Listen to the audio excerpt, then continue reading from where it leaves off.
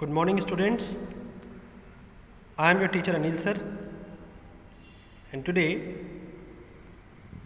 I am trying to explain a chapter of class 7 from the textbook. The name of your book is Honeycomb, and the first chapter of Honeycomb is 3 questions. Students, आज मैं बिना board में समझाए with the help of your textbook मैं आज पहली बार आपको text book पढ़ाने की कोशिश कर रहा हूँ। ये स्क्रीन से पढ़ाने का means without the black board ये पढ़ाने का पहला दिन है मेरा, तो मे बी थोड़ी बहुत जो है फॉल्ट रह सकता है, but I am trying to explain the chapter in the best way possible. Okay, so students 3 questions आपका पहला चैप्टर है क्लास 7 का टेक्स्ट बुक में। इस चैप्टर को पढ़ने के पहले जैसा कि आप स्क्रीन में देख पा रहे हो कि बिफोर यू रीड जो लिखा हुआ है उसको हम लोग पढ़ते हैं। A king has 3 questions and he is seeking answers to them. What are the questions? Does the king get what he wants? ये जो चैप्टर है ये लियो टॉल्स्टॉय के द्वारा लिखा गया है, जो कि बहुत ही विख्यात एक राइटर रहे हैं। रीटोल्ड है ये स्टोरी, मीन्स इस स्टोरी को शॉर्ट में करके दोबारा शो किया गया है। ठीक है, तो स्टूडेंट जैसा कि आप स्क्रीन में देख पा रहे हो, मैं समझ पा रहा हूँ कि स्क्रीन में थोड़ा सा मूवमेंट हो रहा है। एक्चुअली ये मेरी जो है पहली कोशिश है स्क्रीन के द्वारा पढ़ाने की, तो थोड़ी सी मैं बोल चुका हूँ आपको, थोड़ा सा मिस्टेक रह सकता है आज के लिए, because this is the starting day for me to teach in this way. From the next day onwards, from tomorrow onwards, I hope कि ये जो स्क्रीन अगर थोड़ी बहुत भी आपको हिलती हुई नज़र आ रही है, ये आई होप कि कल से आपको ये नहीं नज़र आएगी। तो फ़िलहाल ये मेरी पहली कोशिश है। तो देखिए पार्ट 1 में जो लिखा है वो ये है, इसको पढ़ने के पहले ये समझ लें कि एक राजा है जिसके दिमाग में 3 प्रश्न हैं और वो उन तीनों प्रश्नों के सटीक उत्तर चाहता है।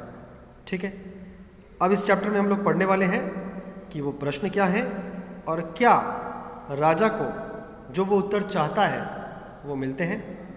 Let's start. स्टूडेंट्स स्क्रीन में देख पा रहे हो आप पार्ट 1, यहाँ से आपका चैप्टर शुरू हो रहा है, पढ़ रहे हैं हम। The thought came to a certain king that he would never fail if he knew 3 things.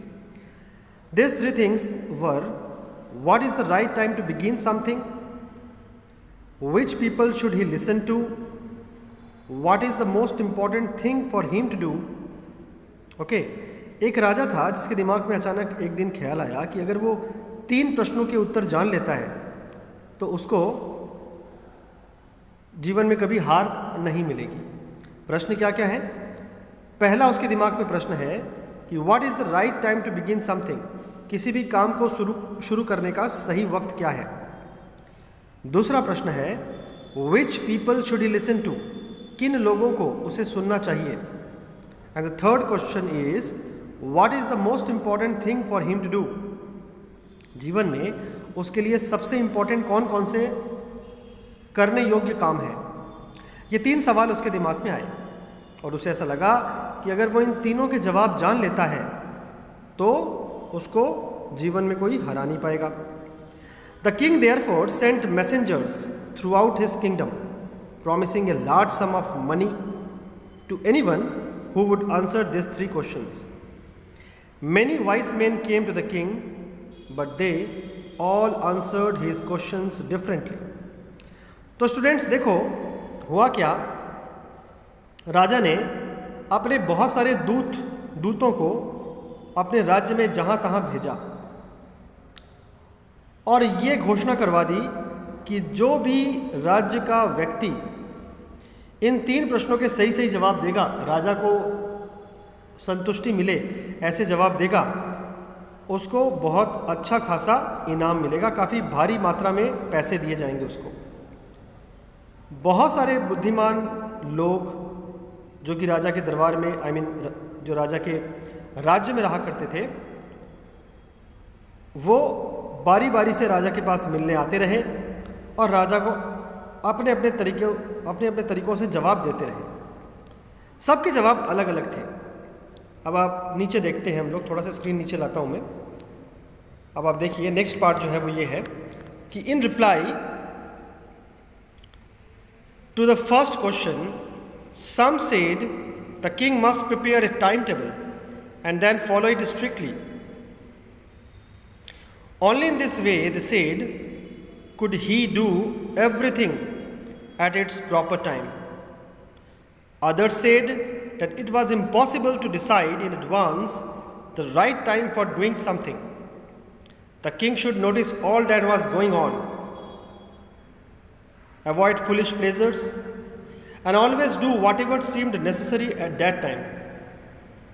Yet others said that the king needed a council of wise men who would help him act at the proper time.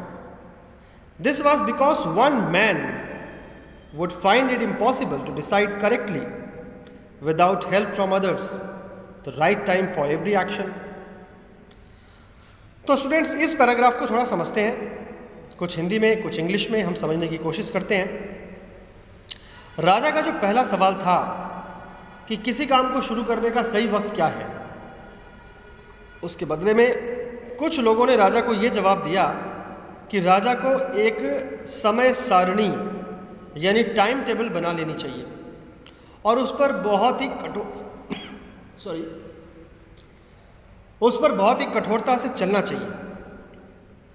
अगर राजा एक समय सारणी को बना करके उस पर कठोरता से चलेगा तो राजा का काम सही समय पर होगा। सिर्फ इसी तरीके से राजा किसी भी काम को सही टाइम पर कर सकता था। कुछ अन्य लोगों ने यह भी कहा कि टाइम टेबल पर चलना अक्सर पॉसिबल नहीं होता है। टाइम टेबल पर चलना अक्सर पॉसिबल नहीं होता है और पहले से किसी काम का समय निर्धारित करना भी बड़ा मुश्किल होता है, ये लगभग असंभव होता है। राजा को ये नोटिस करना चाहिए, ये ध्यान रखना चाहिए कि राजा किन किन जगहों पर जा रहा है, राजा क्या क्या उसके राज्य में घटनाएं घट रही हैं उन पर ध्यान रखिए। पहली बात, राजा मूर्खतापूर्ण मनोरंजन ना करे, ऐसे मनोरंजन को अपने जीवन में स्थान ना दे जिन मनोरंजनों को करने से राजा का नुकसान होता हो, किसी भी प्रकार का नुकसान होता हो, समय नष्ट होता हो, नुकसान होता हो, ऐसे मनोरंजन राजा ना करे। And always do what ever seemed necessary at that time, और राजा जिस वक्त जो काम जरूरी लगे वही काम करे। कुछ अन्य लोगों ने, कुछ तीसरे प्रकार के लोगों ने यह भी कहा कि राजा को कुछ बुद्धिमान लोगों को नियुक्त कर लेना चाहिए, कुछ बुद्धिमान मंत्रियों को नियुक्त कर लेना चाहिए ताकि वो समय समय पर राजा को बताते रहें कि किसी भी काम को करने का सही समय क्या होना चाहिए। बिकॉज एक आदमी ये बता नहीं पाएगा तो ग्रुप ऑफ वाइस मैन को नियुक्त करना चाहिए। बिना दूसरों की मदद लिए किसी काम के लिए सही वक्त बताना संभव नहीं है, ऐसे तीसरे समुदाय के लोगों ने कहा।